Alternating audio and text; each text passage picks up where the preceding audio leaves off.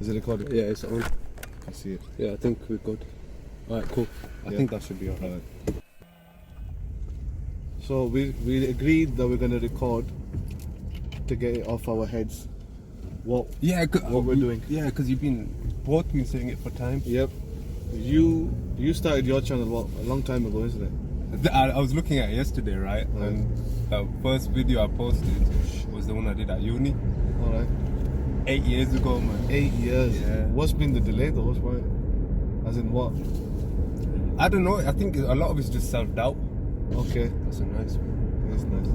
See, I Self-doubt. need my sticker doing all that. Yeah, just self-doubt, and you know, just questioning stuff before you put it up, and then, because especially when you want to upload stuff, you want it to be Perfect. like you want it to be good. Man. Yeah. But what is the? That's the thing. Like that's what I'm trying to find. Like you figured out your niche, right? Kind of. I'm still working on it, but it's not fully. I know what I want to do. Yeah, because we talked about it before. Yeah, exactly. It's meals, and then you broke down each syllable. Yeah, right? brain. So it's basically brain food, soul food, food. Brain food focuses on mental education. Also, you narrowed it down before because last time it was maths, science. Yeah. But that's social. Yeah. No, maths, English, science, English. social. What dyslexia kicked in. Meals, MEA. Okay, maths, English. What was the A? EAL is English as an additional language. Okay. So EAL, and then science and society. So brain food focuses on educational content, but also stuff that makes you think.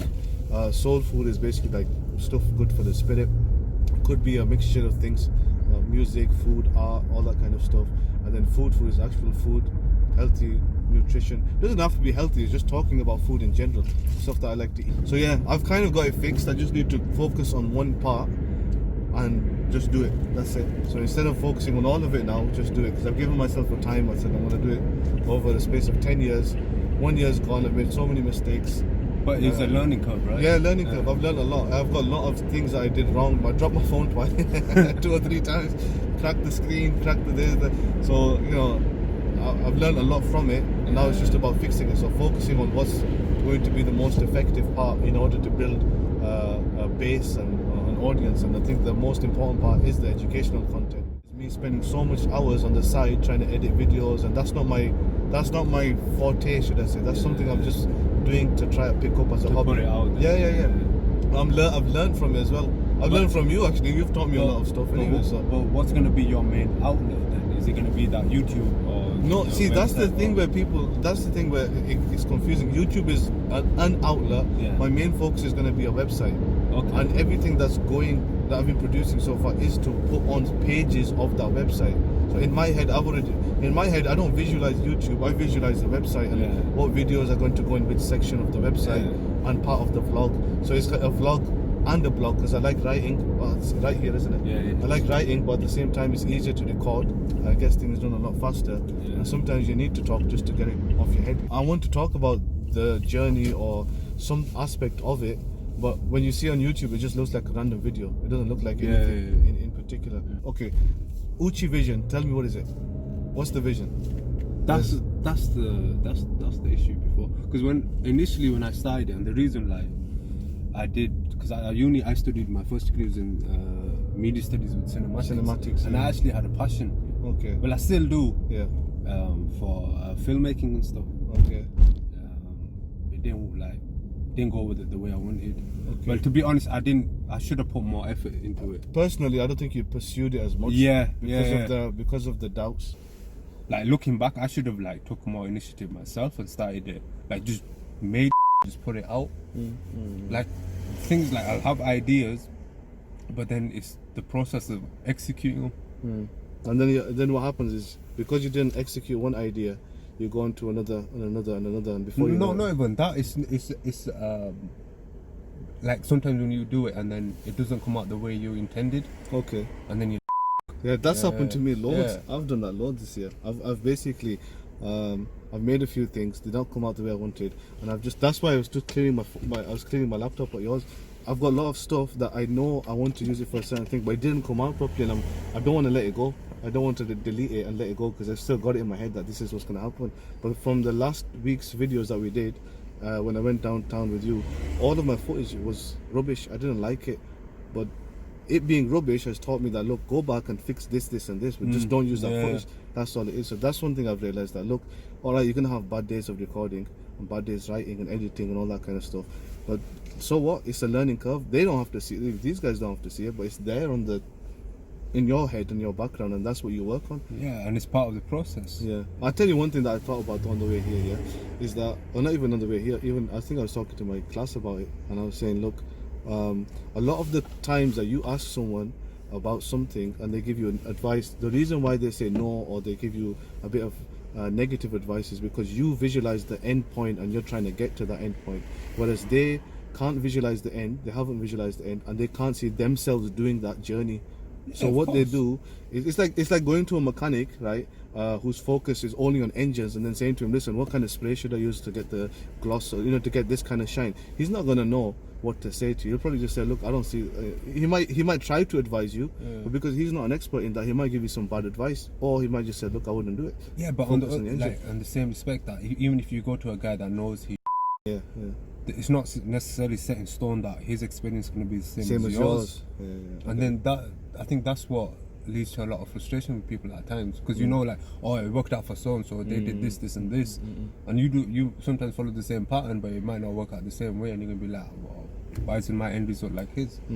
There's too many factors to take into account. Very true. Okay, so what do you want to do? As in, what do you want to do now? From now on, we've said we're gonna record, and that's what we're doing. All right, we're recording. But you need to say, and this doesn't have to get published even. You just need to say it and say, look, all right, this is what I want to do now, because I've kind of got it in my head now that, look, for the next, I need to set smaller goals. Okay, like for the next month I'm going to do this, for the next month I'm going to do that, and it makes you feel better about yourself when you've achieved it. Because I know for the fact I can't do everything I want to do now, so I'm just going to say, right, I need to have 2 worksheets and the videos to go with them every week, and that's it for the next month. If I can achieve that goal, then I step it up a little bit and maybe do something on the side if I get some time. But if I don't do it, then that's it for me. That's done. That's enough for me. I'm doing it for myself, and then once I feel comfortable with myself, yeah man, I did that, and but do you think, like, holding yourself back in that regards, like, oh, if it works out, it doesn't, if it does, fair enough, you kind of giving yourself leeway? No, as compared to when your back's against the wall and like, look, this is all I got and this is what I have to do. That's the good thing about this year. It's forced me to do a lot. It's forced me to do it and look at it and think to myself, you know what, I need to do some more for myself. I'm not going to rely on a wage. Nothing's going to be secure, and no job is secure then. Yeah, exactly. And even this, the thing is, you don't know how many opportunities it has waiting out there for you. You need to take that leap of faith, but at the same time, don't jump full. It's hard to do that, to jump 2 feet, and then you never know what's going to happen. But at the same time, don't give up on it just because you can't see it fully developed yet. And that's one of my regrets of not doing it younger, because at that time YouTube was like it was coming up as well, and it was like it was kind of the key time to start some stuff. It's everywhere now, and everyone's got stuff going on, so that's the only thing. But what do you want to do for the next video, even other than this?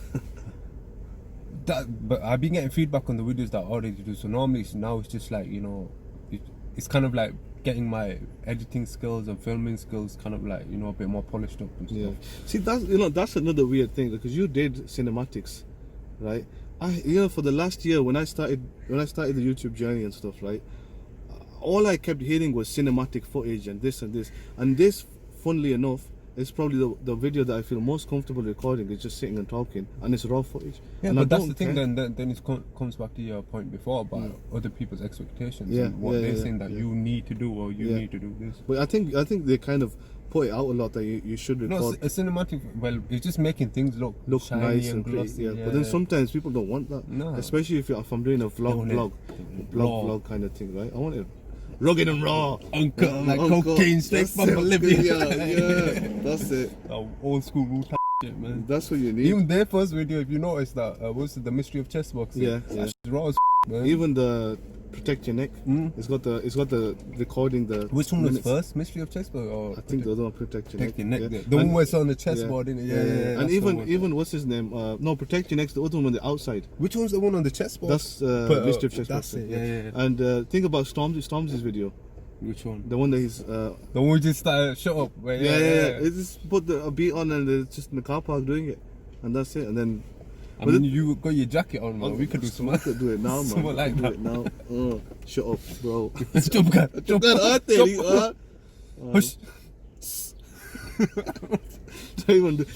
Don't do shh. Or just give it one of those dad stares, like. Yeah, Car julse.